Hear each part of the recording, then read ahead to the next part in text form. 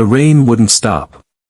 It fell in thick, relentless sheets, drenching everything and everyone with a cold indifference that matched the storm inside his heart. Kevin stood outside the small, cozy bistro on 6th Avenue, resume clutched in his trembling hand, water smearing the ink until his qualifications became little more than blurs on paper. His 5-year-old daughter, Ellie, clung to his leg, her mismatched rain boots splashing in a puddle as she stared up at the bright red sign that read, "Help Wanted, Dishwasher." He hadn't meant to bring her, but daycare canceled because of a water main break, and there was no one else. Her mother, his ex-wife, had walked away 2 years ago, saying she wasn't cut out to be a mom. Kevin had been trying to pick up the shattered pieces ever since. He was a once promising chef who gave it all up when Ellie was born, and now, after losing his job last month, they were weeks away from losing their apartment. Taking a deep breath, Kevin stepped inside the bistro. The warmth hit him like a gentle hug, the scent of rosemary and garlic comforting in a way that felt like home. The woman behind the counter looked up from the register. She was in her mid-30s, with a sharp bob of black hair and a face that wore both elegance and exhaustion. "Hi," Kevin said, his voice hoarse. "I'm here about the dishwasher job." She looked at him. Really looked. Her eyes flicked from his soaked clothes to Ellie's curious face peeking out from behind his coat. Then she tilted her head and asked the question that would change everything. "Do you believe in destiny?" Kevin blinked. "Excuse me?" "Destiny," she repeated, folding her arms. "Fate. Do you think people are meant to cross paths for a reason?" He hesitated, unsure if this was part of the interview or a philosophical trap. "I don't know," he said honestly. "I used to think life had a plan. Then it fell apart." The woman studied him for another second, then extended her hand. "I'm Natalie. I own this place. The dishwasher job's yours if you want it, but I think you're meant for more than dishes." Kevin didn't know what that meant. He only knew they needed the money. "Thank you," he said, shaking her hand, his voice cracking.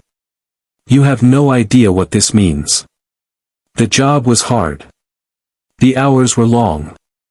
Kevin spent most evenings in the cramped back kitchen, scraping plates and scrubbing pans until his fingers ached. Ellie sat quietly at a corner table, coloring in a notebook Natalie had given her. Sometimes, Natalie would bring her soup or a cookie, and they'd talk like old friends. Kevin noticed how gentle she was with Ellie, how her eyes softened every time the girl giggled. Weeks passed. Kevin worked harder than anyone else. He never complained, never slacked. Natalie began to ask for his opinion on dishes, eventually inviting him to help prep during slow nights. One evening, after a last-minute cook quit mid-shift, she tossed him an apron and said, "I hope you remember how to make risotto." He did. And it was perfect. From that night on, Natalie started pulling him onto the line more often. Soon, he was spending more time cooking than washing. Customers noticed the change. "Who's the new chef?" they asked.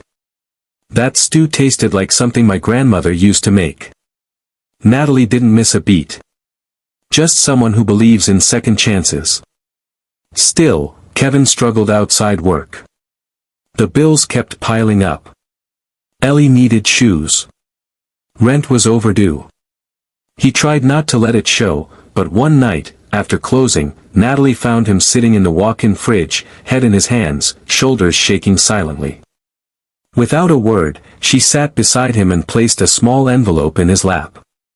He opened it to find enough cash to pay the rent, with a note, "Pay me back when you can. I believe in you." Kevin stared at her. "Why are you doing this?" Natalie shrugged, her voice low. "Because someone did it for me once, when I needed it. And because I meant it when I asked about destiny." As winter melted into spring, the bistro flourished. Kevin was officially promoted to sous chef, then co-chef. He brought in fresh ideas, taught the staff new techniques, and started writing up a kid-friendly menu so Ellie, and other kids, could enjoy more than chicken fingers. Natalie watched him transform, not just professionally, but as a man regaining his sense of purpose. One night, long after the last customer had gone and Ellie had fallen asleep in the corner booth, Kevin and Natalie sat across from each other with coffee and quiet smiles. "Do you still think life doesn't have a plan?" she asked. Kevin looked at her, then at his sleeping daughter. He thought of the rain, the broken resume, the kindness of a stranger who had become so much more. "I think, sometimes life falls apart," he said. "So it can fall into place."